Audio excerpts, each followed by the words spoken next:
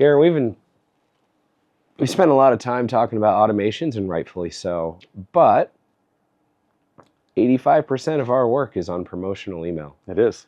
And 85%, you can make up a number, but it's going to be high, right?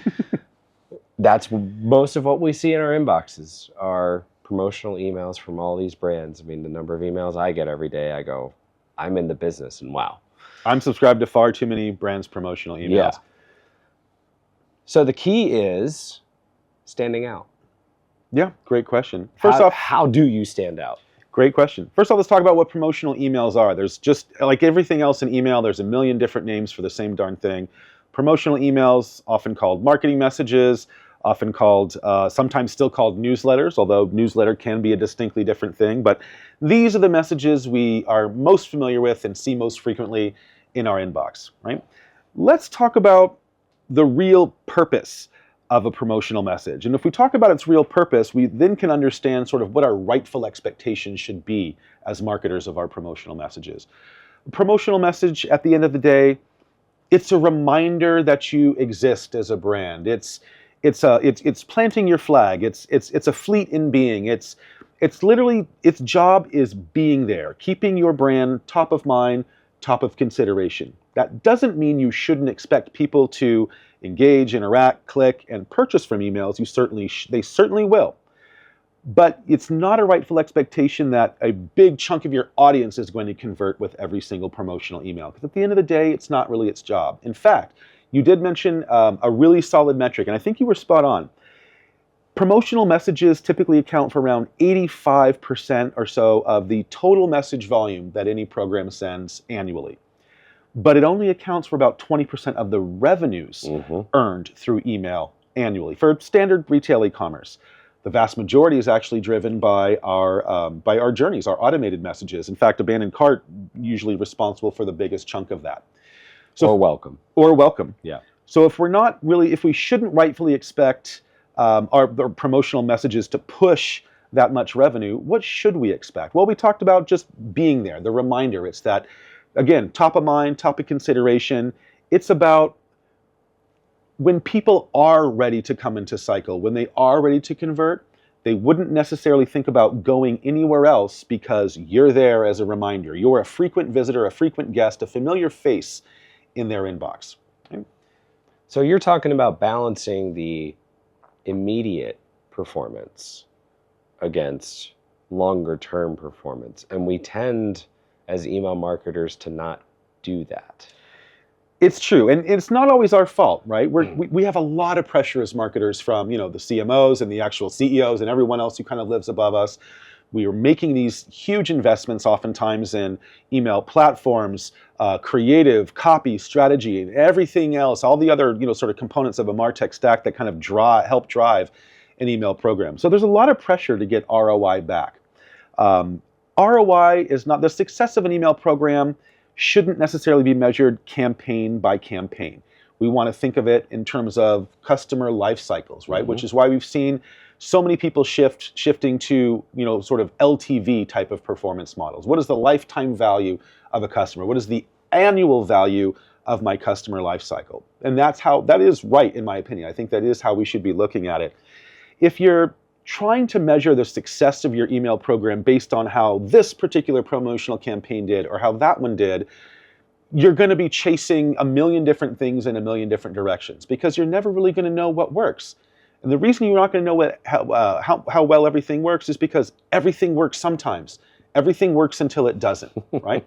So you can't go chasing off in a million different directions. What you can use your promotional program for, in my opinion, is really testing elements. Because of the frequency of send, it's a wonderful test bed for your entire sort of A/B, your multivariate for, it's a wonderful playing field for scientific theory. Hypothesis, test, analyze, report, adjust, test, et cetera, right? So that's what you should be doing with your promotional messages, understanding what are the most performative elements, what is the most effective copy, what is the most compelling design that actually gets people reaching out and engaging with it. It's your opportunity to develop that book of learnings that you can then start applying more broadly at scale across other mailings. It's a game of slow but steady, iterative improvement and optimization. And I would challenge folks to, and I bring up this story a lot because it was certainly eye-opening to me when I ran these numbers, to look beyond just the direct email engagement. Yes. To get the true value of the emails you're sending. And the example I use a lot is a few lives ago, I went, this can't be all the revenue that we get in email. Absolutely. It just can't. So I wanted to get customer level data from everybody who received an email.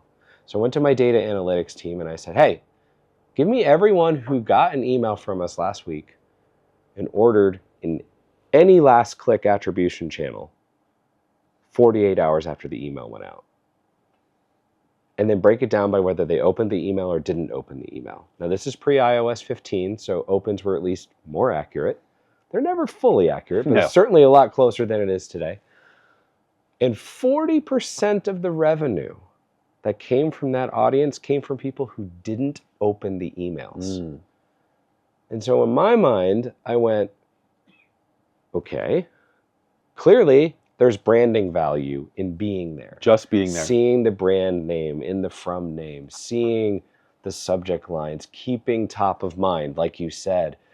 And that number almost held true in my next stop. I ran it again there and I went, okay, it's not 40%. Oh no, it's 35% came from non-openers.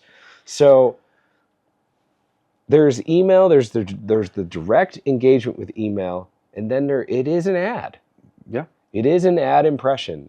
In every shape and form, it's an ad impression. So when you look at the promotional emails and you look at, say you're mentioning testing and the elements and everything else, you're going to want to look holistically 100% at that reporting because maybe you're testing subject lines, maybe you're testing button colors or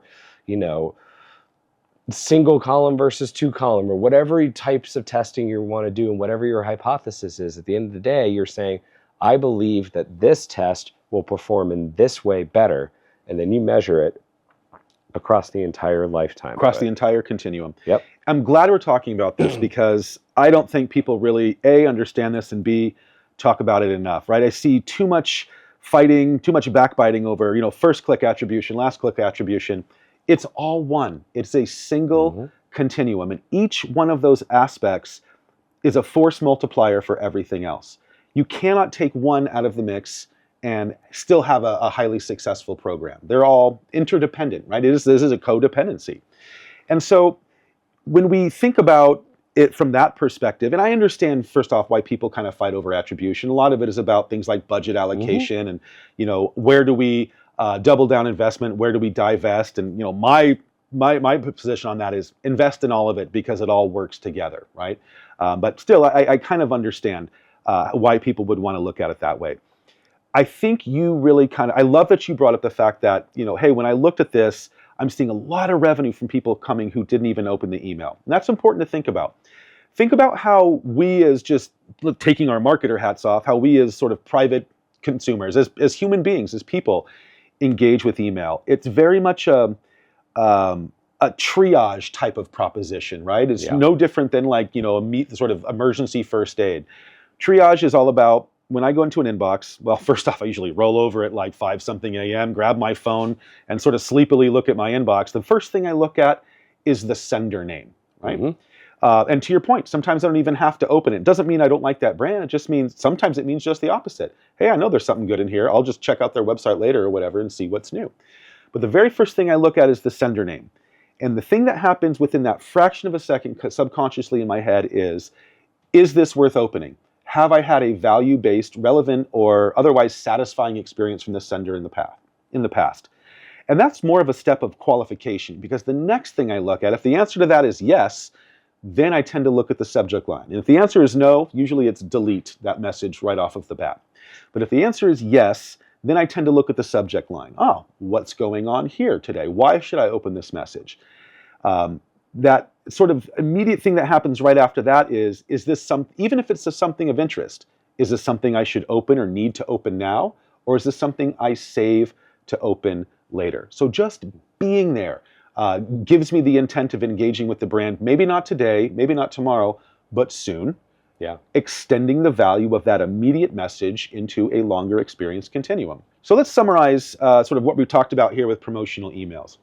First off, they make up the bulk of the volume that you send annually, but they only usually account for around 20, maybe 25% of the annual revenues of any given program. In a well-built program. In a well-built, well-founded, well-considered program. Yes. Absolutely. 2, marketers should not necessarily have a rightful expectation. They do not have a rightful expectation that every single one of their promotional messages is just going to drive a ton of conversions, a ton of engagement, a ton of revenue. That's not its job. Its job is to just be there as a reminder, being in your face, making sure that you remember that I existed as a brand and, hey, we had something special together, right? 3, don't judge the success of your program by how well your promotional messages perform. Again, if we agree that its job is being there, then the real effect is just, again, keeping brand top of mind, top of consideration. I think you phrased it perfectly. It's an ad. It's an impression.